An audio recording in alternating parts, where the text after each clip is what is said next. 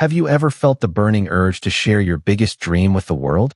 That electric moment when an idea ignites inside you, and every fiber of your being screams to tell someone, anyone, about the magnificent thing you're about to create? I have. And I've learned the hard way that some fires are meant to be tended in private before they're ready to light up the sky. Let me tell you about Maya. Maya was the kind of person who lit up every room she entered. Her enthusiasm was contagious, her energy boundless. She had more ideas before breakfast than most people have in a month. And she had one habit that seemed harmless at first, almost endearing. She told everyone everything. The day she decided to write a novel, she called her mother, her 3 best friends, her ex-boyfriend, bad idea, and posted a status update about her writer's journey. The outpouring of support was intoxicating. You're so brave. I always knew you had it in you. Can't wait to read it. That night, Maya slept like a baby, wrapped in the warmth of admiration. She could already picture herself at book signings, her name on a glossy cover, her friends cheering from the audience. The next morning, she opened her laptop. The cursor blinked at her. Blank page. She stared at it for an hour, made some coffee, checked her notifications, replied to comments thanking people for their encouragement, closed the laptop. I'll start tomorrow, she told herself. Tomorrow came, and the next tomorrow, and the one after that. 6 months later, someone asked about the novel. Maya felt her stomach drop. Oh, I'm still in the research phase, she said. I wanted to be perfect, but the truth was simpler and crueler. She had already received the reward. The praise, the recognition, the identity of writer had been handed to her without writing a single word. So she moved on to a new dream, starting a bakery. She spent weeks visiting pastry shops, buying equipment, telling everyone she knew about her new venture. Her Instagram was flooded with heart emojis. Her aunt offered to be her first customer. Her uncle joked about free samples. The equipment gathered dust in her garage. She never made a single loaf. Then came the photography business. Then the yoga teacher certification. Then the podcast. Then the handmade candle company. Each time, the pattern was identical. Announce. Receive praise. Feel fulfilled. Abandon. Maya was popular. She was admired. She was also deeply, secretly miserable. One evening, after yet another dream had withered before it could take root, Maya found herself at a small gathering. An older woman named Alara sat quietly in the corner. She was a potter, renowned not for self-promotion, but for the breathtaking vessels that emerged from her studio. People whispered about her work, but she never whispered about herself. Maya approached her, desperate for some kind of wisdom. Alara, how do you do it? How do you create such beautiful things and stay so calm? Alara smiled and gestured for Maya to sit. Tell me about your process, she said gently. When do you feel the most excitement? Maya launched into her familiar story. The inspiration, the announcement, the praise, the fading interest. Alara listened without interrupting. When Maya finished, the potter reached into her bag and pulled out a lump of clay. Hold this, she said. Maya took it. It was cold, heavy, unremarkable. Now tell me what you're going to make with it. Maya's eyes lit up. A beautiful vase. No, a bowl. No, a sculpture. Something elegant that everyone will admire. Alara nodded. I see. Now, tell me something else. She paused. How many people will you tell about this before you begin? Maya opened her mouth, then closed it. She realized she was already mentally composing the text messages, already imagining the Instagram story, already preparing the announcement. Alara took the clay back gently. Maya, when I start a new piece, I tell no one. Not my husband, not my students, not even myself what it will become. I sit with the clay in silence. I feel its texture, its temperature, its resistance. I let it teach me what it wants to be. She placed the clay in Maya's hands again. This lump of clay does not know it's supposed to be a vase. It only knows pressure, moisture, movement. If I told everyone about my grand plan before I began, do you know what would happen? Maya shook her head. 2 things, Alara said.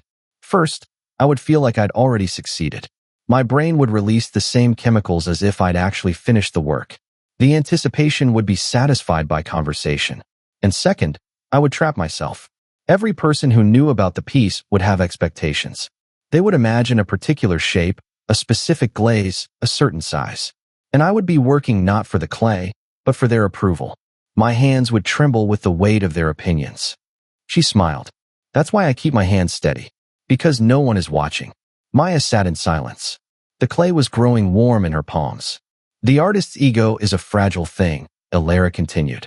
It needs to be fed, yes. But it must be fed by the work itself, not by the words about it. Creation is sacred because it happens in the dark.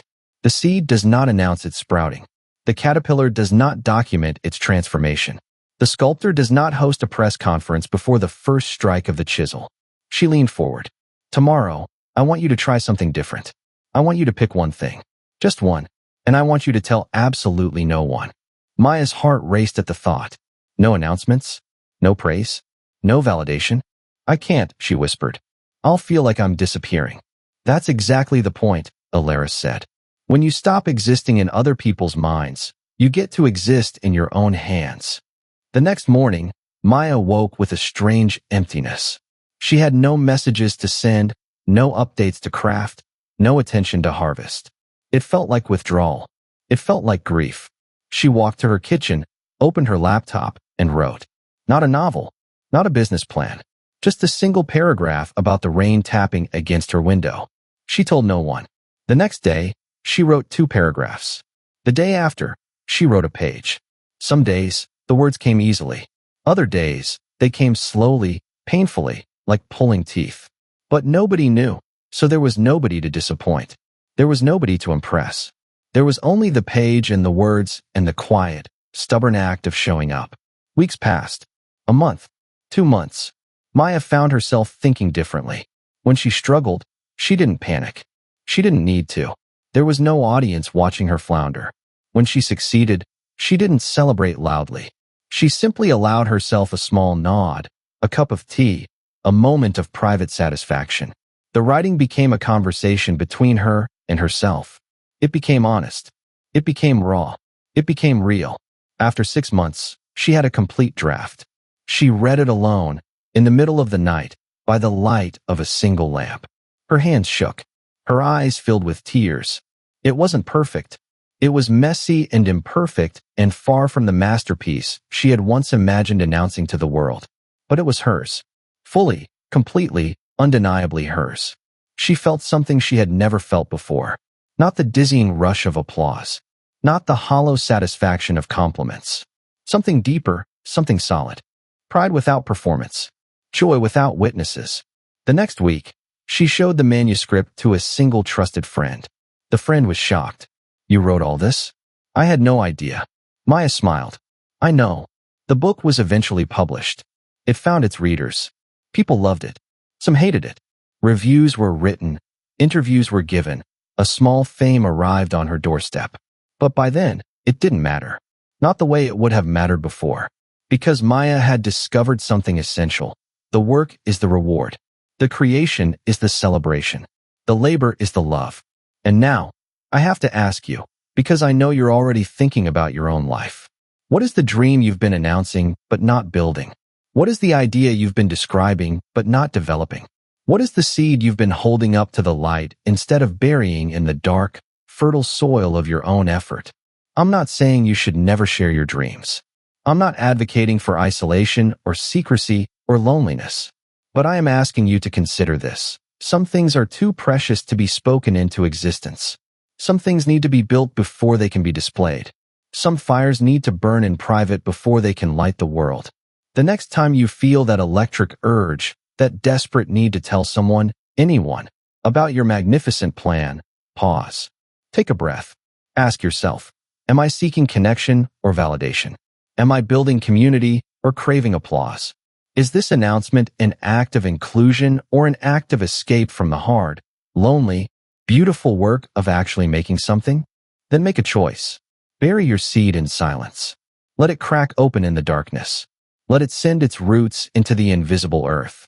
Let it struggle and reach and grow without anyone watching. And when it finally, inevitably, pushes through the surface, strong and green and undeniable, the world will see it. Not because you told them, but because you made it. The world doesn't need your announcements. It needs your work. It needs your hands. It needs what only you can make. So close your mouth. Open your heart. and begin.